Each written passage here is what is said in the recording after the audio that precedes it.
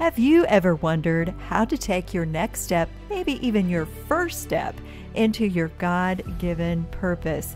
That's what we're discussing today on the Flourishment Podcast. I'm your host, Tina Yeager. Flourishment is part of the Spark Media Network and can be heard on the Edify app. And as you might hear in today's episode, we recorded this episode live at the National Religious Broadcasters Convention in Nashville. Today I have with me Laura Woodworth. She's a development executive for Cook Media Group in Los Angeles. She's also a freelance writer, producer, director. She has awards from the International Christian Film Festival, and she has produced content for TBN television series Inexplicable. She's a contributor to FamilyChristian.com, iDisciple, PureFlix Insider, and she has 130,000 subscribers to her YouVersion devotional plans. She has a new devotional, Through the Valley, a 40-day spiritual journey to move your life forward in God. She is here to talk to us today about finding our purpose, our very next steps. Welcome, Laura. I'm so glad you're on Flourishment today. Let's talk about your passion for how to take that next step, or maybe that first step, into your God adventure. Okay. So tell the listeners why that is a passion for you. Okay, very good. Well, I am a writer, and I never owned up to being a writer until the digital age came about. My sister was the writer and I was the dancer.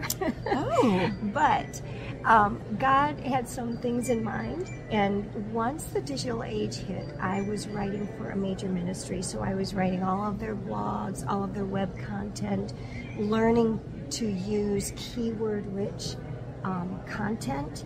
And what I found in the digital age is the opportunities are tremendous to reach a generation, to reach an audience around the world. No matter where you're at, you can reach people with hope and light and truth if you just take that first step and start writing, and then gain some savvy and some know-how on how to write well for the digital age. Did you know what your first step was going to be when you moved from being a dancer, which is a great analogy for taking a step? Oh, there you go. Yes. How did you know what your first step was going to be into that God adventure for you in writing? Well, to be honest with you, it really came from my passion for Jesus. Mm-hmm. And I've lived and worked in Los Angeles for a number of years, and bottom line, for anything I do, the passion has got to be Jesus. And it's through that passion of wanting to speak to people and tell them about all that He can do for them that I began writing, just writing in my journal, and then it evolved to writing for the church, and then writing for a major ministry, and now writing screenplays and articles and web content that really is reaching around the world. And so, but it all began with just that passion for Jesus of how can I make Him known? It began, I'm sure there's maybe some young moms out there, it began with those one-on-one coffee dates with people, sitting over my kitchen table, talking to them about Jesus. And then it evolved into, the Bible studies and speaking in different places. And now, literally, I am able to reach around the world. But it began with that tiny little, how can I tell one person about Jesus? And now, how can I optimize what I'm writing to reach many people? Wow. And I love that you're bringing out that it began with reaching one. Because sometimes we think it has to be this big God-sized dream. And it isn't always going to be a big God-sized dream, and it certainly won't start that way. So talk to listeners about those small beginnings and how to just embrace and love that dance step with Jesus that you take into that small beginning. That's very good. I'm loving your dance analogy. Can you tell? Yes. Honestly, for me, it begins early morning. My first step is early morning. And first thing I do when I get out of bed is I make my cup of tea, but then I am at my kitchen table with my Bible and with a notebook. And for me, that's where it all begins, and honestly, that's where it all ends, because God is my source. If I do not have that, if I don't have an ongoing relationship with God, then I really have nothing to say. And that's bottom line truth. You know, people talk about getting writer's block, but I've found that if you're connected to Jesus and you are actively seeking Him and actively developing those disciplines of the Christian life, you will always have something to say. You will always have something to write. You will always have something to pour into another person's life. And even if you don't, that's a time to be silent and enjoy that time with Jesus, because He's teaching you something in that waiting period. So I love that you're talking about it beginning and ending in a relationship with Jesus. Instead of thinking about that big picture, you're beginning with who you are in Christ. And that is where your adventure begins. It begins in your personal journey, right? It does. And I've taught for a number of years at a Bible college, and it was a cross-cultural ministry class because I've got a history of missions work with my family. And one of the things I told the students is, you know, the Bible is very clear. The glory of the Lord is going to cover the earth. Very clear. It's going to happen. We can count on it. What is unsure is our participation in that. And when I talk to people, I encourage them that your book, your blog, your social media post, even if it's just a tiny drop, it's helping to cover the earth with God's glory. It all counts. Yes. You know? Yes, because Jesus often met with one person. He didn't despise the meeting with the one or the two or the three. And I love that you have that heart for meeting with one person, because even if they're the only one you ever reach, which for you that's not the case, but even if that, for the listener out there, if you feel like you're only reaching one or two, that's enough for Jesus. It is. And that is enough for us too, right? And it really comes down to obedience. You know, the obedience and the listening to the voice of the Lord. If He says, reach out to your neighbors, take a plate of cookies, you know, it begins there with the little things and being faithful and obedient, and honestly, believing that God will speak to you. He's always speaking. He's always speaking. You know, in Chronicles it talks about the eyes of the Lord are looking to and fro. I think it's the King James Version that says the eyes of the Lord are roaming to and fro throughout the earth. He's looking for people that He can be strong on behalf of. In other words, if you just take that step, you know, take the cookies or have the coffee date or start the blog, start the podcast, write a screenplay. If you take that first step, if you take those steps in faithfulness and obedience, God will back you up. He will be strong on your behalf. It's amazing what He will do. Time and again, I see Him working on my behalf where, you know, sometimes your strength runs out, sometimes your schedule is overloaded, and yet when you know you can't do anything more, that's where you can trust that God is at work on our behalf, that He's not sleeping, He's not slumbering, He's going to move on our behalf and just work those powerful moments out for us, so that, well, I'll word it this way. I have a favorite prayer that I have is, God, I stretch myself past the limitation of me. I stretch myself past the limitation of me and the finiteness of who I am. And I stretch myself into your infinity, into all that you can do. And when you have a heart to serve God, to love God, to just make Him known, He will back that up. Say that again, because that is just so powerful. I want to remember that, and I want to pray that myself. Stretch myself into your infinity. Is that the way you put Stretch myself. That? I do. I like to walk and pray, and I do. I pray, God, I stretch myself past the finiteness of who I am and into the infinity of who you are, God, and all that you are. That is so powerful. And I hope that all of you listening are encouraged by that, like I am. I love that prayer. And I know that you have strengthened yourself. It's kind of like the way you strengthen your stance so that nothing can shake you or knock you over. Because you just mentioned at the very beginning, and people may have forgotten it already, you did this from LA.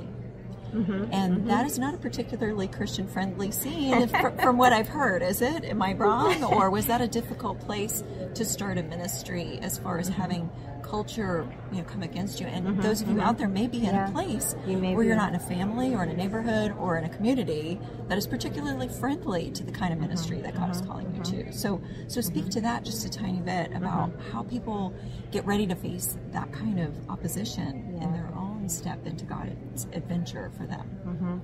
Well, I mean, if we're honest with ourselves, we would see the dark and disturbing agendas of the secular media that are raising their ugly heads more and more with cancel culture and gender dysphoria and all of those dark agendas. And so wherever we're at, whether you are in Los Angeles, or California, with all that's going on there, or you're sitting in the Midwest, you are still facing the spiritual battle of the dark forces that would rise up and try to squelch your light, try to shut you down, try to mute your mouth. And so we all have to be very aware of those spiritual battles. And Los Angeles, it is a spiritual battleground. And I guess that's where it comes back to that passion in Jesus. We're not swayed by the winds of doctrine. We're not swayed by the secular agendas that would come against us. We're not swayed by what's happening in our home at the moment. We stay steadfast in the Lord. And like you said, that's our stance. That's our stand strong place, is in the Lord. Life can be a roller coaster, and I know as I work in the film industry, it's always a roller coaster, up and down and up and down. You can hear good news one day, and then the next day, that deal falls apart or it doesn't happen the way you thought it would. I mean, life is the same way. And one thing that I have learned in that, besides the spiritual warfare and the battles that we must face, I've also learned to celebrate the moments.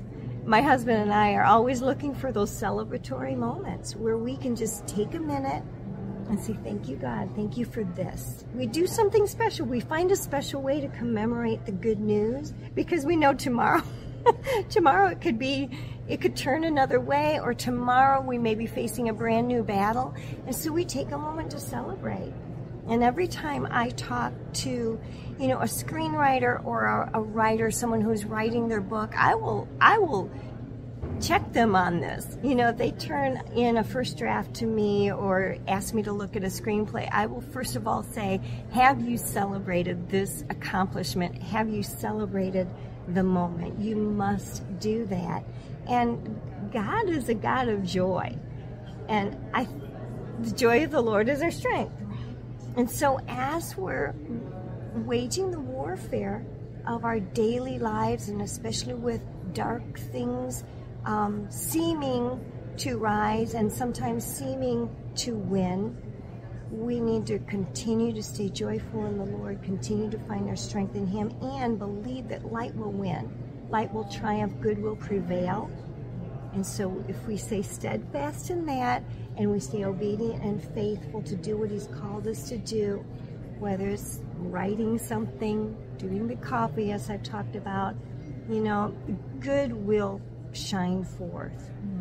And that's part of what we need to do in these times that we're living in, is just take our part to bring that good into the world. So you brought out some really great practical steps, and I just want to go back and kind of recap that to make sure that everybody caught that. You said make sure that you take those first small steps. That's good, yes. And that you secure yourself spiritually, so that you are strong inside, and that you are paying attention to the spiritual warfare, and that you are preparing yourself. And that doesn't need to be scary, right? Correct. That can be just, making sure that you are secure in the love of God and know who you are in Him, right? Yeah. And then you're talking about just taking those next steps and not being knocked down when the winds are roaring around That's you. true. Because sometimes we face discouragement. So just because things don't go right doesn't mean you're not on the right adventure. Correct. Is that what you're saying? That's a very good point. You know, and I guess that's where we've got to know, our position in God, and we've got to know those things that He is really tagging us with to do, and those things that maybe we're just thinking would be a nice thing to do. You know, if we have the conviction that this is my role, this is my role in the earth right now, and we can follow through on that, I think that holds us when the wind blows, you know, and everything else around us seems to be that, you know, the sifting sand. You know, if we know our role and our position, it may be being a mom.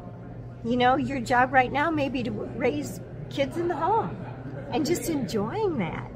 And just holding still to that and not anxiously looking around for something else to do or something that seems more important, you know? But just embracing that role, embracing those moments where you are exactly where God has called you to be. And it's the same way if you're working in the corporate business world, you know, or working in a coffee shop. I don't know. Yeah, there's a lot of reach in those places. And sometimes you're enjoying it, and sometimes you're just embracing it. Because it's not always easy being a mom with small kids. I know, holding on for dear life. Right, exactly. But, you know, when Jesus was on His way to meet the demoniac in the Gerasenes, there was a storm. And that didn't mean He was on the wrong route. So good. So I think we need to recognize that sometimes that storm comes when we're on the right route. Yeah, that's a very good point. Yeah. Absolutely good. Yes. You know, and if we can just hold true, you know, stay the course. One of my favorite quotes is from William Carey. He was the father of modern missions, and because I've got a missionary background, you know, some of those early missionaries are dear to my heart. But he said, expect great things from God. Attempt great things for God. And it's so true for us to rise up and be the people that God has called us to be. We've got to, number one, expect. Expect those great things to come from the hand of God. And once we just know, once we understand that God is good and He wants good for your life and He's going to back you up as you step out, then we can take those steps of attempting the great things for God. There is a verse of the Bible that talks about God making us great. You know, sometimes we get a little humble. I don't want to rise up too much. You know, well, God says He'll make you great.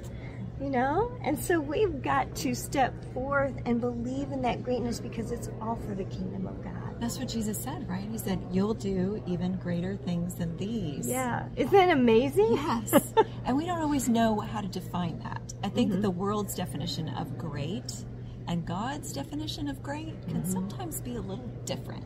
We think great means I need to reach 25 million people. But to God, great may be you didn't know it, but that person you served coffee to and gave them a blessing and prayed for them didn't commit suicide that afternoon the way they planned to. Yeah. That is a great thing. So know that God's great things are greater than what the world would define as great things too. That's very good. That's so true. I love that.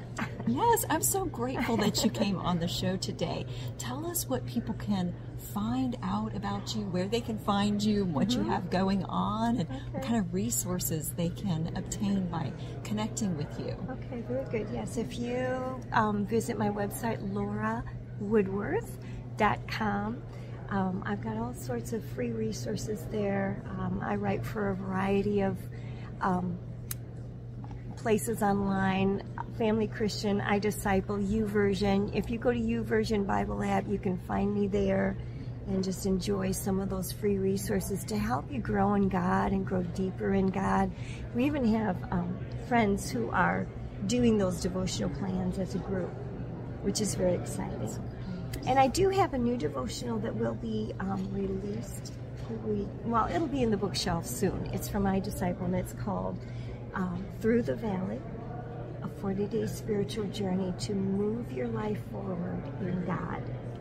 Wonderful. And it is really geared for people who are in a valley of life, whether you're stuck and have lost your vision, you're drowning in the diapers, or have found yourself stuck in that ladder climb in the corporate world.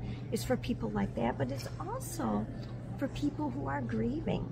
You've lost someone, or you lost an opportunity that will never come again. A parent who's died and we haven't had those last words with them. So it really helps people in all of those situations just find the strength and the inspiration and motivation to move forward in God and into the great things that He has for them. That is wonderful. I hope that all of you have been blessed by meeting with Laura today, as I have for sure. And of course, I hope that you come back for the next episode of Flourishment. Flourishment is part of the Spark Media Network and can be found on the Edify app.